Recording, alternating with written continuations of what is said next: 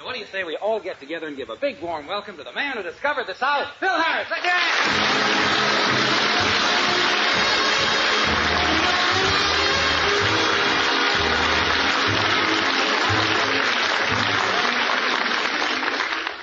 Hi, everybody. I can't tell you what it means to me to come out all by myself, and you're all laughing, and you're applauding, and you're glad to see me, and I just want to tell you I love you for it because I need it. I've been Jack Benny for 16 years, and there ain't no money connected with that job. I'm trying to remind you of the fast course of love and bloom, and you've had it. Anything you can do to help me earn an honest living, I'll certainly appreciate it. I got also a bad start. They told me when I married Alice, she had money, but I'll be damned if I can find it. Look everywhere. I thought maybe your brother might have. I went with him. He's busted. I want to tell you something. It's awfully nice to see such a wonderful audience. You're a good group tonight. I just want you to know that I see all the servicemen sitting here, and it's awfully nice to have you. And I want you to know that anytime I have servicemen in my audience, I'm very thankful because they're a good audience, and it's a pleasure for me to try and entertain them. And especially, I got to go with you guys back because during this, I love the sailors because during the last war, I was in the Navy myself. That's right. You can...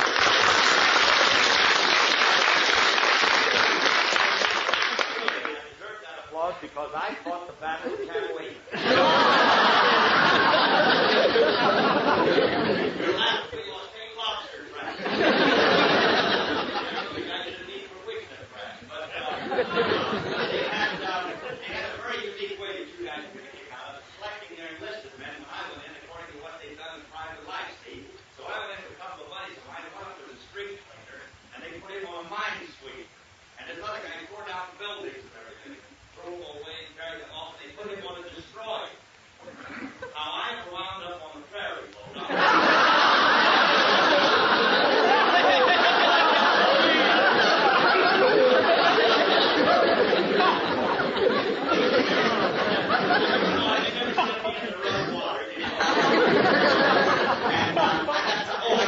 You hear about the guy walking to the barber shop, said, how many ahead of me? The barber says 3, and the guy walks out, he don't come back again. Next day he comes in again, he walks up to the barber, says, how many ahead of me? The barber says 3, the guy goes out, he don't come back. Now the barber's going, you know, they're on their feet all day, and metal and scissors in their ears, banging. So the guy finally gets all worked up, and he walks over to the booth, like, he says, hey, every day a guy comes in, wants to know how many ahead. I tell him, he goes out, he don't come back. He says, he does it tomorrow, follow him. I want to know. The guy came in the next day, walked up to the barber, says, how many ahead of me? The barber says 3. The guy went out, the boot black follows him. Came back in about 20 minutes. The barber says, where'd he go? Where'd he go? And the boot black says, to your house.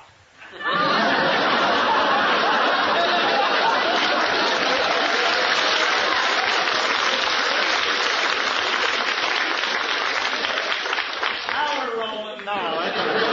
You hear about the guy who used to parties there in the middle and he got tired of it? So he went down and he had the barber put the part from here over to here, giving bangs in front and bangs in the back. But the guy said it got awfully monotonous because people kept coming up whispering in his nose.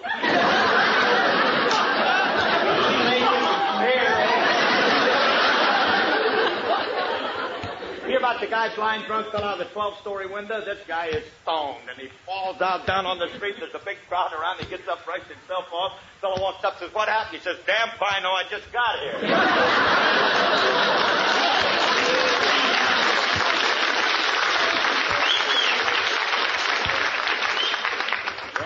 Wonderful. I love you. Listen, I want you to know I'm serious now. For whatever little success we've attained, it's because of 1 or 2 people. It's because of you nice people listening to our program, and because we have such a wonderful organization, ladies and gentlemen. I'm very happy because we have a very competent unit. Everybody does. Well, to give you an idea, everyone you see sitting on that stand does an outstanding job on his or her particular instrument. See, there's things that I know that you don't know. I didn't know that Navy alone, you know. Take the leader, he's okay. I started off, ladies and gentlemen, as a musician. I mean, an alleged musician. I was supposed to be a pretty fancy faking drummer, but I had an opportunity to meet a lot of wonderful guys in the music business, and we've kept our friendship throughout the years. In other words, seriously, all of these fellas up here all have made a name for themselves in some way or other. You know what I mean? And I'm very happy. playing saxophone for long. He was the representative for Manischewitz out here. You do have some fellas that I want you to meet, a couple of them. I think you'll enjoy meeting them. One of them has his own program tonight, but he still comes over, and he does this for me because he loves me. He don't need the money. He just likes to be around me. The one and only Albino Ray.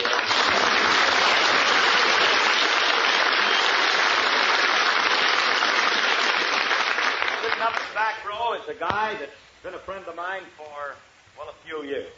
We played together.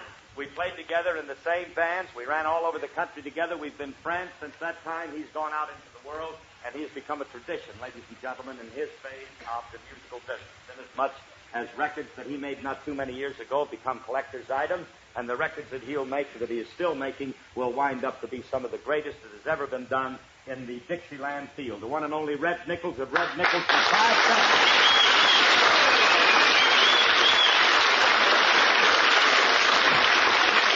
I'd like for you to meet the cast, ladies and gentlemen. I'm going to introduce you now to a girl. I'm not going to go into a big eulogy about it. I'm just going to tell you we've been married for 12 years. We have one daughter, 9, one 11.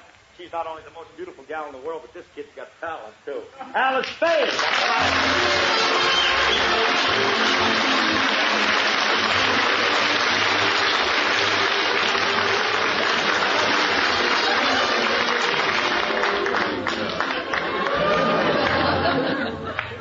That's about me. If you're a good audience, when I get home, I get to count her money. So.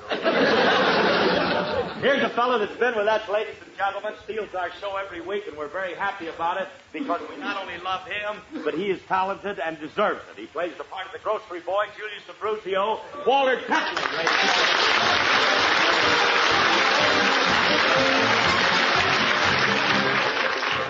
Just as ornery as he looks, too. That's in private life. Now, we have a fellow that this is his first time on our show, ladies and gentlemen. I've been trying to get him on the show ever since Alice and I have been on it for 7 years, but this guy has always been too important on other shows. He's coming on our show tonight to do a character I don't think you've ever heard before, but one that he used to entertain me with many, many years ago. We two have been friends a long time. Here's one of the cleverest guys in the business, and it's a pleasure to welcome him on our show. And when he comes in to do the spot, really make me happy because I want him back again. You remember him as the old-timer and as Boomer and all of the important parts on the Fibber McGee program. This is Bill Thompson. We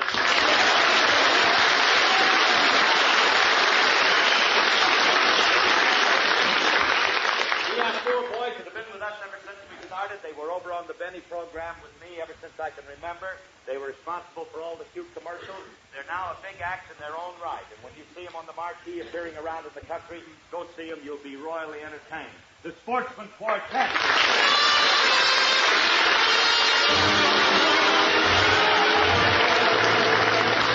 And now the one and only Elliot Lewis.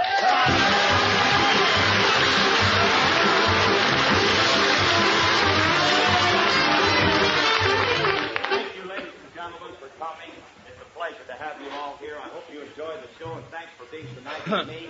And in just leaving for a moment, for God's sake, laugh. Mirror, mirror on the wall, who's the fairest of them all? I was only asking. RCA Victor, world leader in radio, first in recorded music, and first in television, presents the Phil Harris Alice Faye Show.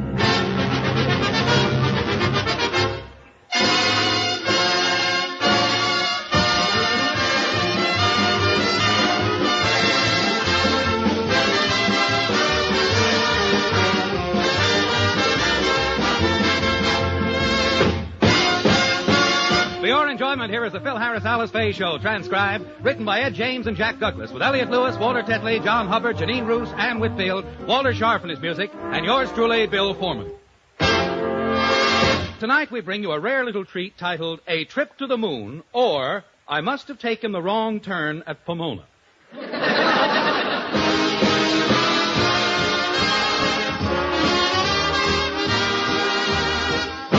The stars of the RCA Victor program, Alice Faye and Phil Harris.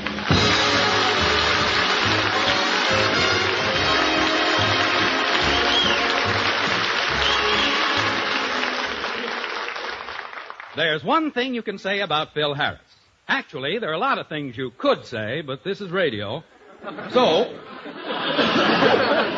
there's one thing you can say about Phil Harris. When Phil heads down the stairs in the direction of his breakfast, he's a happy little character. Well, anyway, he's a character. There's a mansion in Encino, and that is owned by Alice Faye. But the poor girl's broken-hearted, 'cause I belong to RCA. Oh, beloved, let me love you. Oh, hi, honey.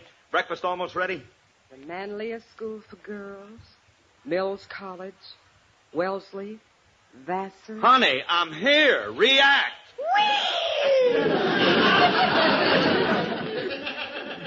Mount St. Joseph's, Smith, Holyoke. Hey, Alice, remember me? I live upstairs. Remember?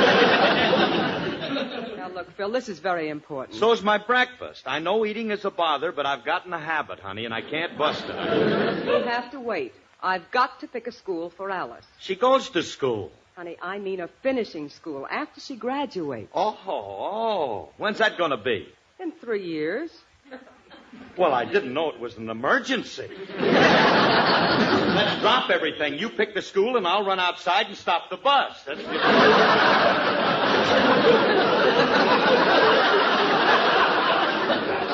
Now, look, Phil, it isn't funny. Every one of these schools has a waiting list 8 blocks long. All right, wait a minute, Myrna. Just 1 second. Now, what about that application I signed 2 weeks ago? Wasn't that for a school? Yes. Miss Philpott's Foundation for Young Females. Oh, the most exclusive school in the entire country. That's right. So what happened? Our application was turned down.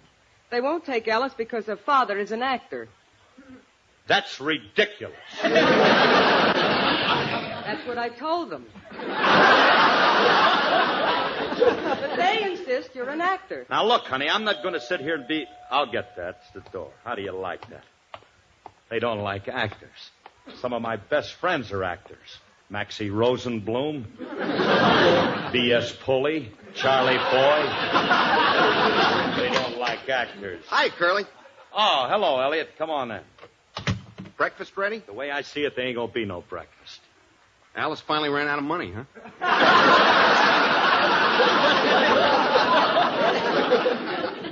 No. We got problems. Oh. They won't let little Alice into Miss Philpott's foundation.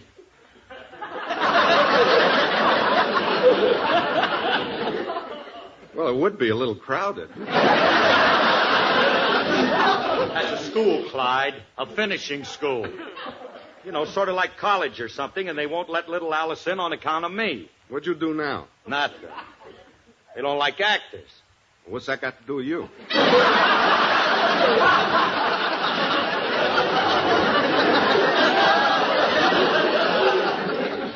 Elliot, Alice already did that joke. She did, huh? Fine house you got here. 30 rooms, no straight man. Look, Elliot, will you be serious for just a minute? This is a big problem. This is a big thing in my life. Now, what am I going to do? About what, Curly? About my kids. They won't let them into none of them swanky schools just because I'm an actor. An actor, Curly. An actor. Okay, an actor. Better. But an good actor.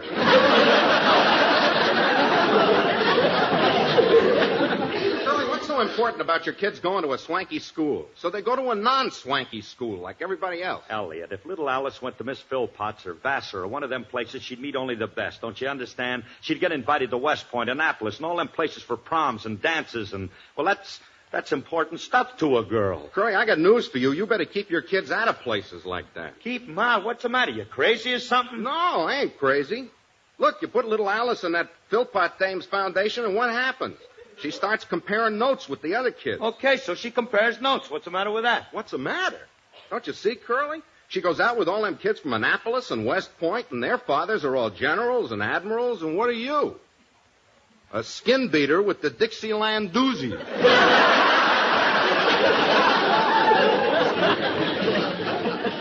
That was 26 years ago. Well, couldn't she say I was a singer? Could anybody? To them, you're still pounding cymbals. You got no background, no culture.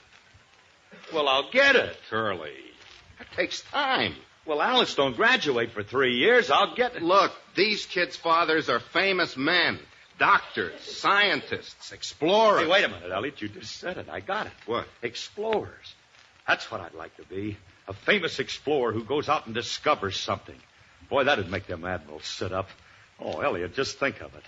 Little Alice Harris, daughter of the famous explorer and mountain climber, Sir Philip Harris. Queen of the Annapolis Prom. Yeah.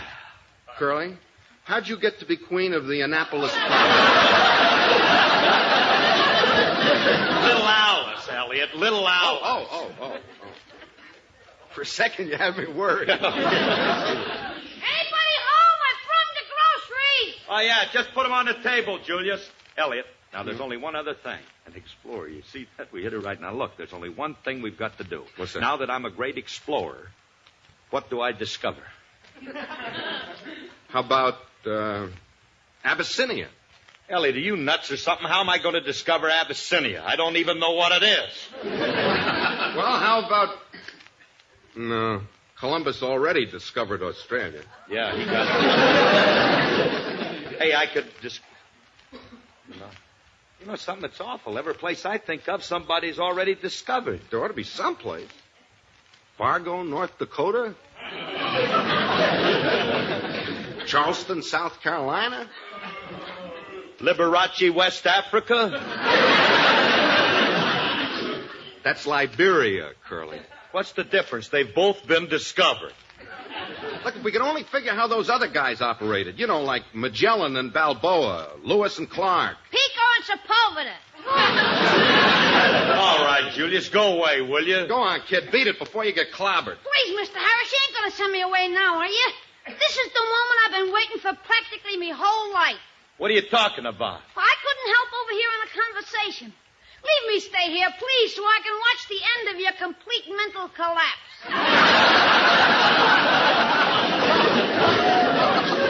Yes, is on the brink. Yes, is flipping. Audience. For your information, Mr. Harris and I are engaged in a discussion of a highly technical nature. Yeah, and that cap you're wearing ought to be on Lloyd Hamilton. Right, Elliot? By all means, Sir Philip. They're getting closer. Curly, you gotta discover something big. Something you can stick your name on, like the Harris Ocean. Closer. Or the Sahara Desert. Closer. Or the Harrisippi River. Bingo! Look, Julius, would you be a good kid and get lost? Hey, wait a minute. There's an idea. He gets lost and I discover him. Curly, let's not be ridiculous. Things like Julius wash up on the beach every morning.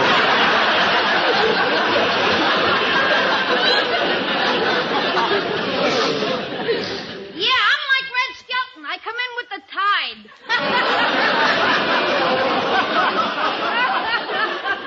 You get it, fellas? Red Skelton, tide, nothing, huh?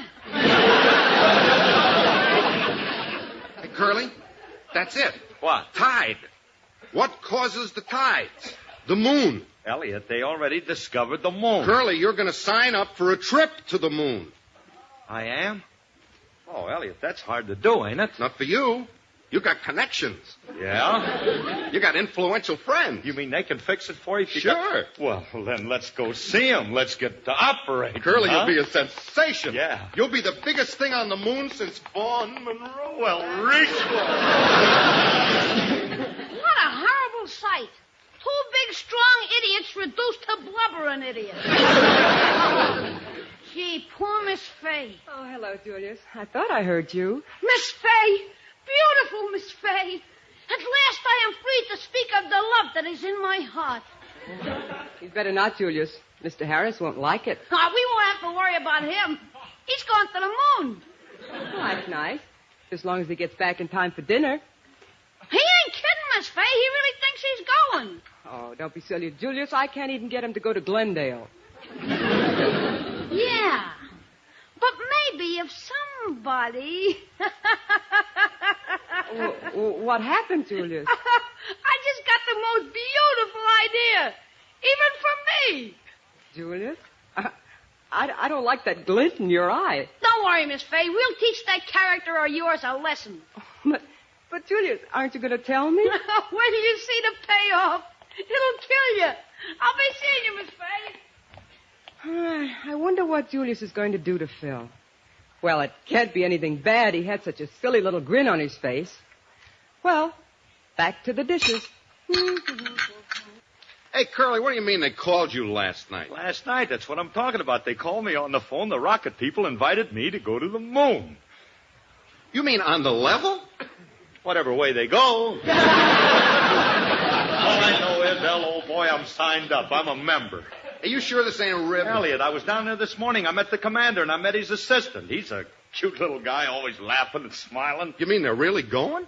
When? I don't know. They never let you know them things, but they told me to be ready at any time. You see, I'm a very important member of the crew. I got this lever that I have to pull. And if I, when I get ready to, if I don't pull it, well, you can imagine how important it is.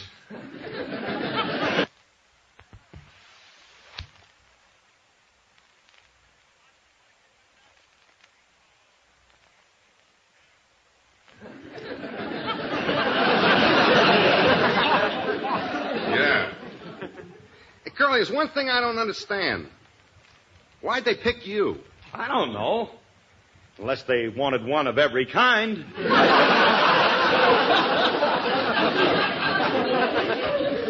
Sort of like a half-mast Noah's Ark, huh? Yeah, only this ain't no ark, you see. You never saw such equipment. Hey, Elliot, they got them rocket guns, them space guns, and they've got... Hey, look, I've even got my own uniform. No kidding? Elliot, this is a big operation. Look, you get a pressurized space helmet, pressurized space suit, pressurized BVDs. Yeah, man, with a pressurized escape hatch. Oh, this thing really rolls. I can hardly believe it, Curly. You going to the moon. Look, I told the commander, I said, hey, Commie, I said, I want to make a good impression when I get to that moon. Naturally. And then, I figured, I told him I wanted to look good when I got up there. And I got these, I got them cashmere sweaters with my initials laid on them up there, I thought that'd kind of be nice for the trip with the alligator shoes and everything. And I'm selling it. But the commander, he explained to me that when we get to the stratosphere, it's kind of cold. And then he told me that after you get up through to the substratosphere into the stratosphere. What's the matter, Curly? Stratosphere. Is that off the ground? Oh, sure. Much? 300 or 400 miles. 300 or 400? Right. Miles? Right. Oh, let's sit down. Right. Elliot, what am I going to do? About what, Curly? I can't go to no moon. I forgot it was off the ground. Curly. Now, wait a minute, Elliot. You know how scared I am of high places. I get nervous looking at a giraffe. So you don't take any giraffes along But, with Elliot, you. I can't even get up on a step ladder. I get dizzy if they put extra soles on my shoe. Curly, it's going to be a breeze. Like falling off a log. Sure. But if I fall off a log in the stratosphere, that's quite a drop, Homer. Why do you do things like this to me? Me? Why do you let me get into these things? I wasn't even here. Sure, my friend. Whenever I need you, where are you? I'll be floating around thousands of miles in the air, and where'll you be? In a nice, warm pool room. Now, wait a minute. Now, let's not get hysterical. Let's approach this problem scientifically. I'll never make it, Elliot. I'm never going to get used to high places. Don't you understand? I even get dizzy when I'm wearing thick socks. Yeah, I know. I've heard of that. It's called argylophobia. Don't say it again, but whatever you call it, I got it. That's all I Yeah, but look, you haven't met my friend yet. I don't want to meet her. I've met some of your friends. Remember? It was part of the cure.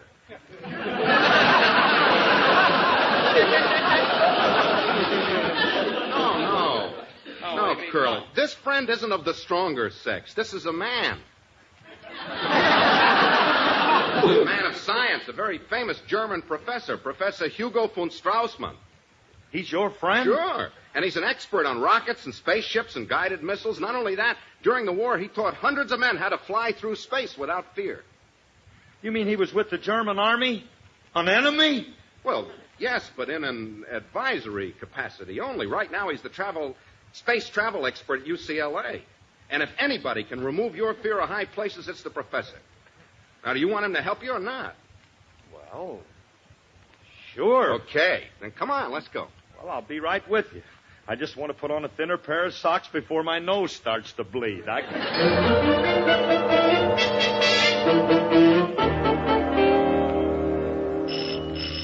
Elliot, now, while we're waiting for him to come to the door, do you think it's all right just dropping in on Professor von Straussman like this? Maybe we should have called him first. Relax, Curly. All great men are very friendly. I just hope he's home. Ah, wie geht's, meine Herren? Welcome to Hasenpfeffer Heaven. Jawohl, auch der liebe Augustine and all that sort of Liederkranz. Won't you step inside? Come and setzen Sie in the living room. That must be the play.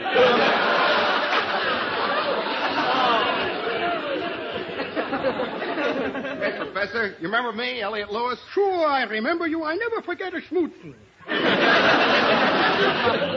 That's face in German. I certainly hope so. Step this way, gentlemen, but be careful. Don't step on the cat's tail. I don't see no cat. Oh, we don't have a cat, just his tail.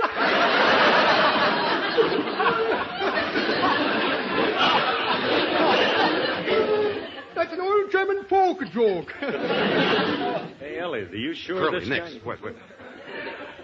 Professor von Straussman, my friend Mr. Harris here is very interested in space travel and rocket ships. Well, slip my schnapps. Welcome to the club. Well, you see, Professor, what my friend is trying to tell you, I'm terribly afraid of high places. Ach, du Lieber, that's natural, mein boy. One of my colleagues, Dr. Kleinschmidt, he was afraid of high places until we sent him up in the X-69 V2-83. You sent him up in the... You mean to tell me you sent him up in the X-69 V2-83? Yeah, the first rocket ship. My, oh my, what a beautiful zoom it made.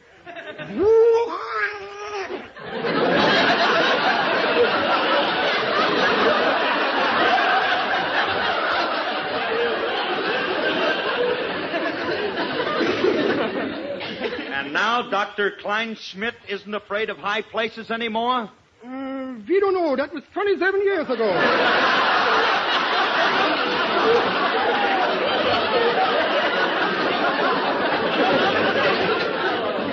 Anyway, we'll find out when he comes down. You know, Professor, I could listen to this scientific talk all night. So could I. Reminds me of the great German scientist Albert Einstein and what he said about science. He said, Stuhlfreuden, Blütenblicken, Fragen, Stolzen, Flächenblut und Blütenblütenblüten, Unquote. He also had something very interesting to say about women. What? It loses too much in the translation.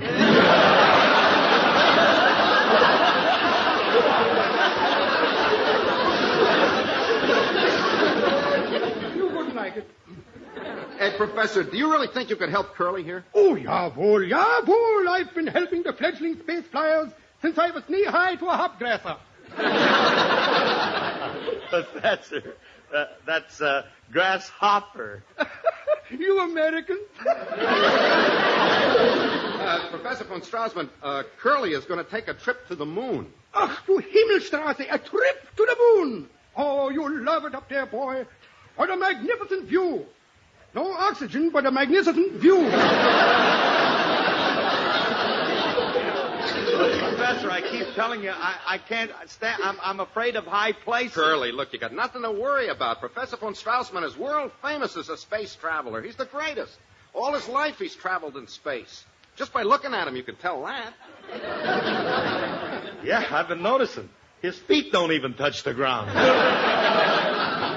Professor, how am I going to go all the way to the moon if I'm afraid of the height? The answer to that is so simple. Conditioning.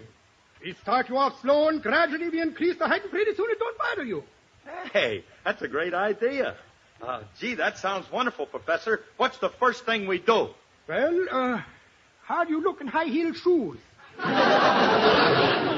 He looks great, but it makes Alice look awfully short. All right. Wait a minute. What kind of conditioning is that? Stay out of this, Elliot, a minute. Now, look, Professor, how about this? The commander, you see, this is a very big thing for me. The commander and his whole group and my 2 lovely daughters, well, they're dependent on me. Now, help me. How are you going to teach me not to be scared? Of course, mein boy. Here, you come over here and sit on the windowsill. Well, wait a minute, Professor. We're about a story and a half high here. I don't know whether I got the courage to... Mein boy, we got the courage right here in this little box. Brave pills. Brave pills? Sounds like fun. You mind if I try a handful, Professor? Ah, you're too brave now, mein boy. Here, Mr. Harris, take this pill. It will give you the utmost courage. Well, Go on, Curly. Surprise your stomach with something dry for a change.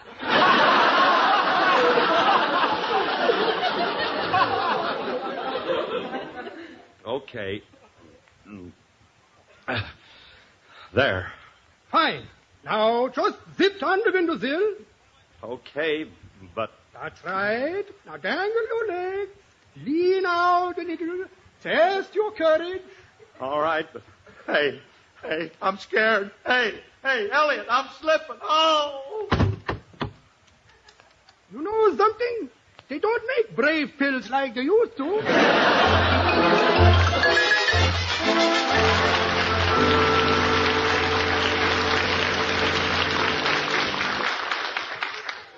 Phil, you haven't the faintest idea when you're going to leave. Why do you have to pack? Alice, I have to back. The first rule for a lever puller is on a rocket ship is preparedness. You've got to be prepared. Now, help me pack.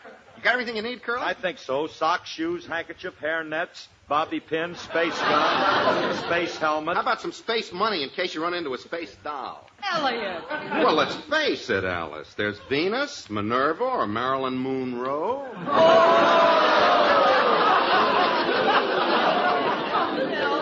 Why are you so sure they'll be here tonight? Honey, I just got a feeling. Call it anything you want. Superstition or intuition. And anyway, they told me that they'd be here tonight. Well, all I know, I haven't seen one thing in the paper about Naturally, honey, naturally. This is all hush-hush. This is top drawer. This They is don't- your life.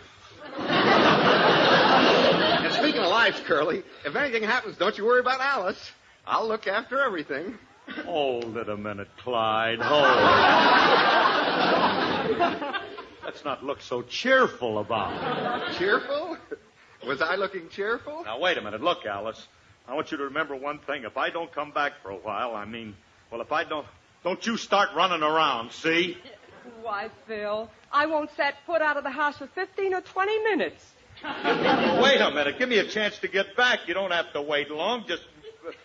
Give me 8 or 9 years, that's all. Curly, be reasonable. I'm being reasonable. What if we're floating around up there in the stratosphere and I'm pulling them levers and stuff and we blow a gasket? No, they don't have many gasket stations up there. Take me a while to... Phil, wouldn't you like to call the whole thing off? I can't, Alice. The children of America are dependent on me. Well, how about your own children? They're dependents. My little deductions. I may never see them again. Well, come on, Curly. Let's finish packing. Elliot, why are you so anxious for me to pack? I'm being helpful. Well, stop being helpful and stop trying on my cashmere sweater. Can't I even feel them? I never saw anybody so anxious. Hey, Curly, listen. What? Listen. Phil, what is it? Well, whatever it is, it's right out in front.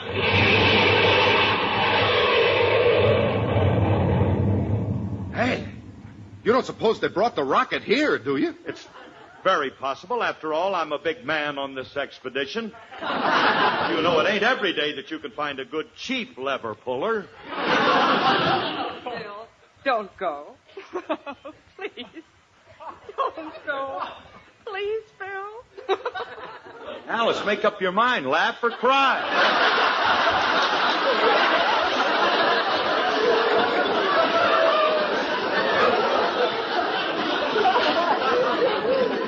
You're putting Katharine Hepburn out of business. You can't do both, you know. Look, Phil, this whole thing is very silly. Why don't you call the whole thing off? I can't. I gave my word. Oh, but they probably didn't believe you. They know how you lie. Al! Time to shove off, sir. Goodbye, Alice. I'll think of you always. Goodbye, Phil. Goodbye, Elliot. Don't try any more 3-horse parlays. Goodbye, old man. It's been fun. Goodbye, everyone. Hiya, Mr. Harris. Julius, what are you doing here? I want you should meet a couple of friends of mine. Come on in, fellas. Okay. Commander. Hello, Phil. Hi, everybody. Folks, meet Commander Corey and Cadet Happy of Space Patrol.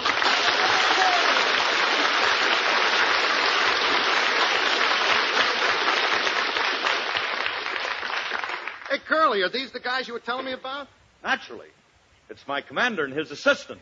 Oh, Julius, you're so cute. I think you're cute, too. Wait a minute, Commander. I want to get one thing straight. You're not taking Julius, are you? Well, as far as the station. Then I ain't going. Oh, smoking rockets, Mr. Harris. You gotta go. If Julius is going, you can include me out. There ain't no rocket ship big enough for the both of us. Oh, let him go, Curly. You can dump him around Sagittarius.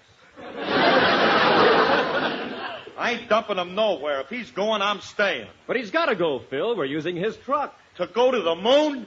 Smoking rockets, Commander. I think he's got Encino space fever. Who said anything about the moon? You did. You even knew my middle name, Wonga. Oh, he didn't say Wonga, Mr. Harris. He said Tonga. She's a girl scientist on the show. Show? What show? The show you're going to be on. Space Patrol! Oh, no!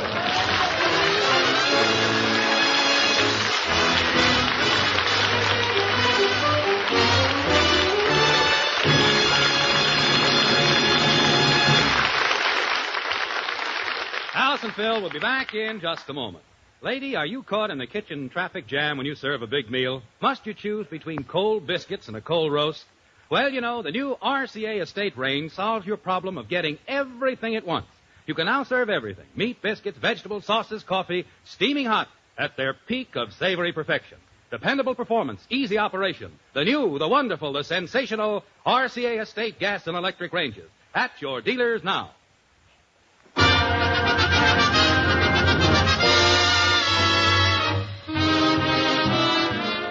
Folks, this is Phil again. And I want to thank Commander Corey and Cadet Happy for zooming over on our show. What a big thrill it was, and how happy it made our audience. And I would just love for all of you people out there to be here and see these two wonderful guys. I also want to tell you that they entertain our kids every Saturday on another network. So please listen. Good night, everyone. Good night, everybody.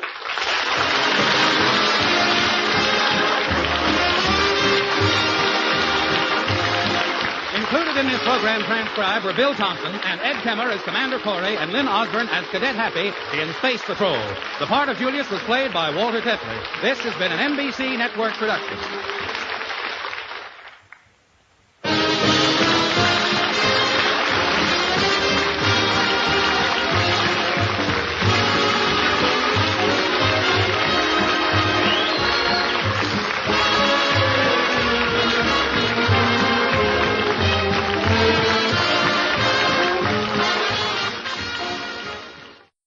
Middle of page 5.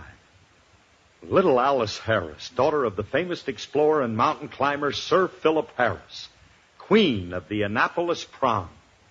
Yeah. I thought it was better to say, how about? I says, now, Columbus already discovered Australia. I said, yeah, he's got that.